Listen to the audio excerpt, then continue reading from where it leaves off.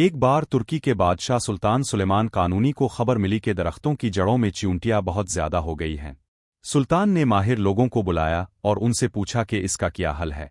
माहिरीन ने कहा कि अगर दरख्तों की जड़ों पर फुला तेल छिड़क दिया जाए तो चींटियां मर जाएंगी।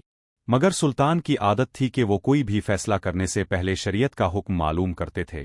इसीलिए वो खुद चलकर रियासत के बड़े मुफ्ती शेख अल इस्लाम के घर गए, मगर मुफ्ती साहिब घर पर मौजूद ना थे।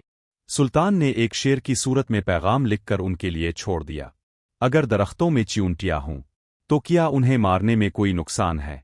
जब शेख अल इस्लाम वापस आए और पैगाम देखा तो उन्होंने भी एक शेर में जवाब दिया, अगर इंसाफ का तराजू कायम हो तो चींटियां सिर्फ अपना हक लेती हैं। यानी मतलब ये था कि असल मसला चींटियां नहीं बल्कि इंसाफ है।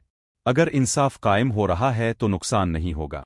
एक मर्तबा सुल्तान सुलेमान ऑस्ट्रिया के शहर वियना को फतह करने के लिए जिहाद पर निकले, लेकिन रास्ते में ही उनका इंतकाल हो गया। उनका जनाजा वापस लाया गया।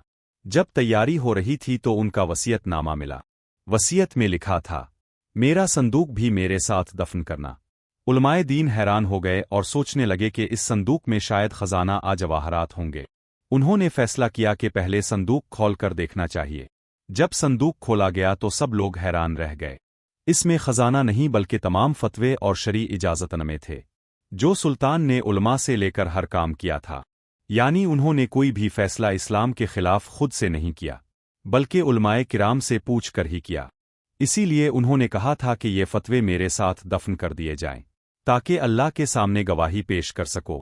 ये मंजर देखकर रियासत के मुफ्ती शेख अल इस्लाम अबू अल सऊद रो पड़े और कहा, अपने तो अपने आप को बचा लिया, मगर हमें कौन बचाएगा।